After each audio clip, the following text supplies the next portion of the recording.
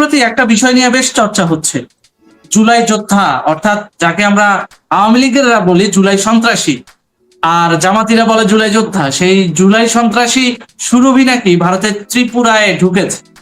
এখন কোথায় ঢুকেছে, কি করছে, কোন অবস্থায় আছে, ভারতের পুলিশ তাকে খুঁজছে। সে দিল্লি থেকে ভিসা নিয়ে মেহেদির মতো ইউরোপ যাওয়ারও চেষ্টা করছে, এরকম কথাও শোনা যাচ্ছে। আসলে মূল ঘটনাটা কি জানবো তরুণ দাদার কাছ থেকে। তরুণ দাদা, আমি শুরুতে আপনার কাছে যেতে চাই, আমি শুরুতে আপনার কাছে যেতে চাই, ভারত পুলিশ এই মুহূর্তে সুরভিকে খুঁজছে সমগ্র ভারতে, বিশেষ করে গোয়েন্দারা। আসলে কাহিনীটা টোটাল বিষয়বস্তুটা আপনি যদি একটু জানাতেন। কাহিনীটা যদি সত্য হয় তাহলে পরে আমি বাঁচলাম, আর কাহিনীটা যদি মিথ্যা হয় তাহলে আমার ভবিষ্যতে আমার কোনো কথাই ওরা শুনবে না। এখন এই আমি যে একটা যে পেলাম, ফেসবুক পোস্ট একটা পেলাম, সেখানে দেখা যাচ্ছে সে নাকি সে আসেইনি, সে পরীক্ষা দিচ্ছে। কিন্তু আমার প্রশ্ন হলো, ত্রিপুরা পুলিশ তাহলে আমাকে কনফার্ম করলো কি করে যে সে বাংলাদেশ ডেপুটি হাই কমিশনে গিয়ে একটা চিঠি নিয়েছে? আমি কি বলেছিলাম, বাংলাদেশ ডেপুটি হাই কমিশনের চিঠি নিয়ে তাহলে পরে হয় ও যদি প্লেনে যায় তাহলে পরে প্লেনে ওকে এয়ারপোর্টে ধরবে, ট্রেনে গেলে ট্রেনে ধরবে। আর যদি পকেটে, ওদের তো পয়সার অভাব নেই জুলাই সন্ত্রাসীদের, ওরা কি করবে, ওরা একটা গাড়ি ভাড়া করে ওরা সোজা দিল্লি চলে যাবে। কারুর মানে ধরার ক্ষমতা নেই। 3 দিন সময় লাগবে, 6000 কিলোমিটার যেতে 3 দিন সময় লাগবে। 6000-এর বেশি হবে ত্রিপুরা থেকে, কলকাতা থেকে 6200 কত। তো মেহেদির ব্যাপারে বলেছিল, এখনো পর্যন্ত ত্রিপুরা পুলিশ এখনো পর্যন্ত তার কোনো হদিশ দিতে পারেনি, এটা কিন্তু ঘটনা।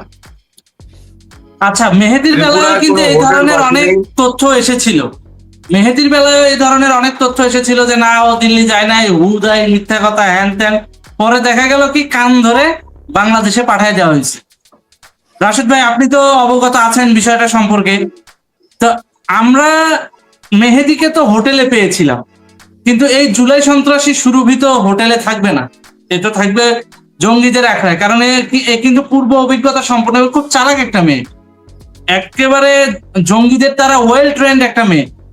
তো এই নারী ত্রিপুরায় ঢুকে যদি আবার ইতিমধ্যে বেরো হয়ে আসে, তাহলে আমার প্রশ্ন হচ্ছে এই জুলাই সন্ত্রাসীরা ভিসা পায় কিভাবে? ধন্যবাদ সাব্বির, ভিসা পায় কিভাবে সেটা না, ভিসাটা হয়তো আরো আগে নিয়ে রেখেছে, বা তোমার একদম স্বীকার করো চাই অস্বীকার করো, দুই দেশের ইমিগ্রেশন পুলিশ থেকে শুরু করে দুই দেশের ইমিগ্রেশনেই তোমার পয়সাকর কিছু লোক আছে। আবার এটা একটা জিনিস আছে কি জানো, যেমন ভারতীয় এম্বাসি যেমন বাংলাদেশে আছে, বাংলাদেশ এম্বাসি ভারতে আছে, ওখানে কিছু লোকাল লোকজনকে চাকরি দেওয়া হয়। লোকাল মানে ভারতের এম্বাসি আছে, সবকিছু ভারতের, কিন্তু ওখানে আমাদের দেশে কিছু লোকাল লোক আছে। তেমনি আবার ভারতীয় কিছু লোকাল লোক আমাদের এম্বাসির চাকরি করে, এটা নর্মাল নিয়ম, কারণ বিভিন্ন কমিউনিকেশন অনেক কিছুর জন্য। ওইখানের মধ্যে এখন ভিসাটা যারা ইস্যু করে তারা কি সবাইরে চিনে? তুমি আমি হয়তো জুলাই সুরভিরে চিনি, কারণ আমি ডানা কাটা পড়ি, সেই গান মনে আছে নিশ্চয়ই, উনি স্কুল ড্রেস পরে যে গান গাইছিল, হ্যাঁ 32 নম্বরের সামনে আমি ডানা কাটা পড়ি বলে ডান্স দিয়েছি, এই কারণে আমরা চিনি। কিন্তু সবাই তো সবাইরে চিনে না, সবাইকে চিনে। এখন আমি যদি কালকে যাই, যদি ভারতীয় এম্বাসিতে আমি দিলাম, পাসপোর্ট দিলাম যে আমার একটা ভিসা দেন, সে কি আর আমারে চিনে আমি কে কি নাকি? সে দেখবে আমি সব ক্রাইটেরিয়া পূরণ হয়েছে, ওকে ভিসাটা দিয়ে দিছে, সেভাবে ভিসা নিয়ে নিতে পারে। আর এছাড়াও তোমার এই কলকাতায় ইলেকশনের আগে কিন্তু আমাদের ওই যে দিদির পক্ষে কাজ করার জন্য কিন্তু অনেকেই গেছে, অনেক মৌলবাদীদের এখন কত জ্বালা। এখন ওই সময় যে ভিসাটা নিয়ে রাখা না, এই যে 1 মাস আগে, সেটাও তুমি শিওর হবে কিভাবে?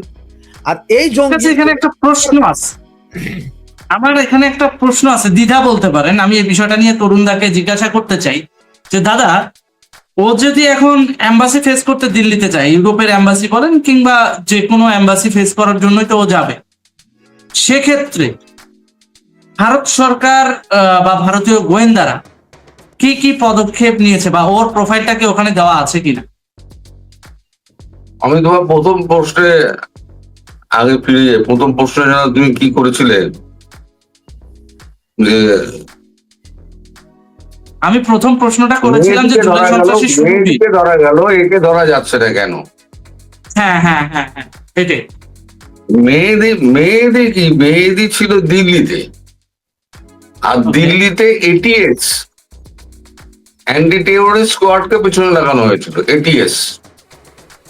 আচ্ছা কিন্তু দিল্লি এটিএস আর ত্রিপুরা পুলিশ দুটোর মধ্যে তফাৎ হচ্ছে আকাশ পাতাল।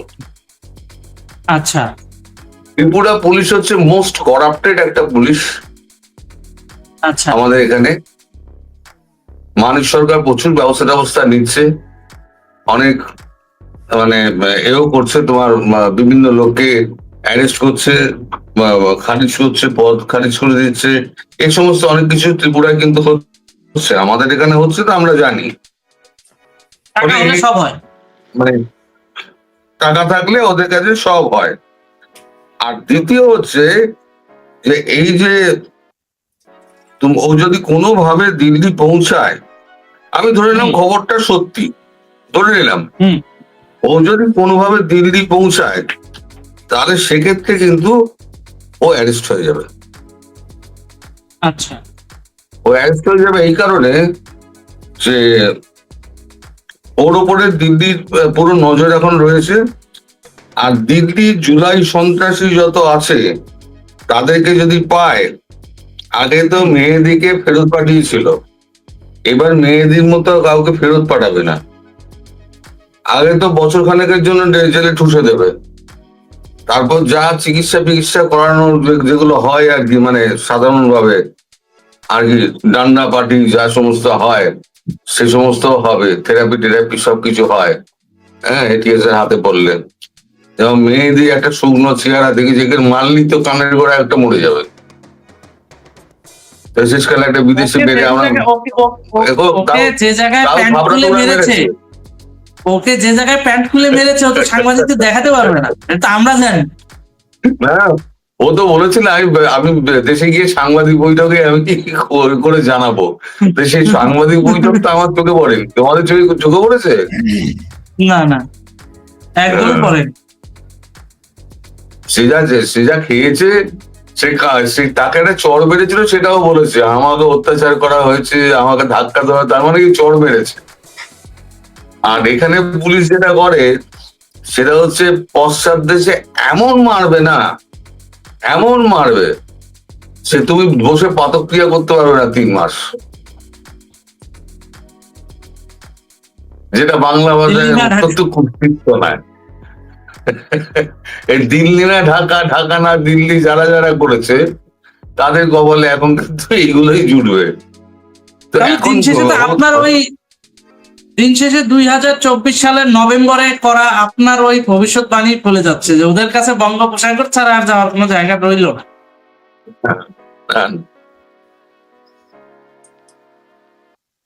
আমি রাশেদ ভাইয়ের কাছে আসতে চাই। রাশেদ ভাই,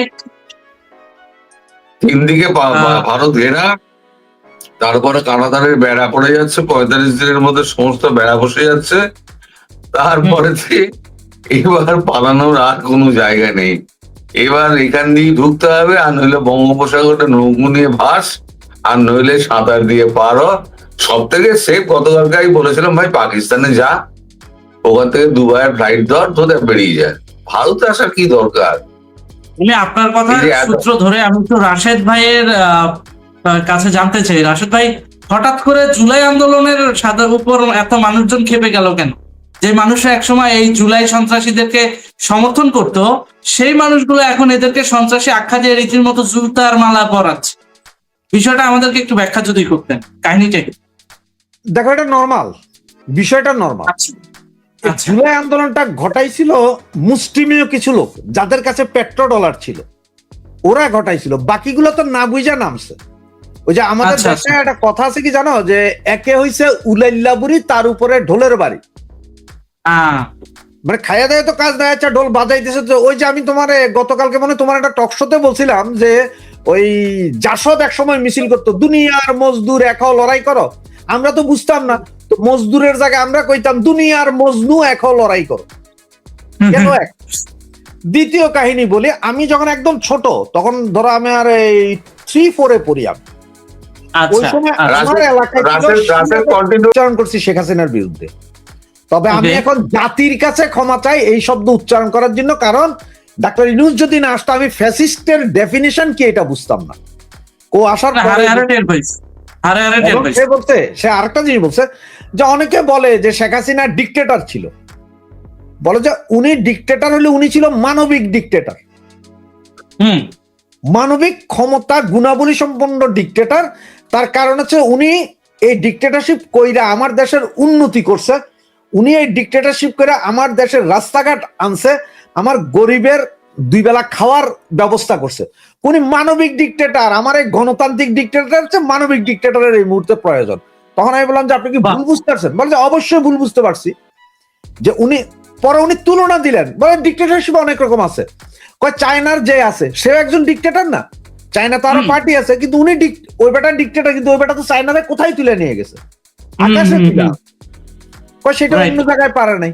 কয় আমেরিকার গণতন্ত্র আমেরিকার মতন, চায়নার গণতন্ত্র চায়নার মতন, ভারতের গণতন্ত্র ভারতের মতন, বাংলাদেশের গণতন্ত্র বাংলাদেশের মতন।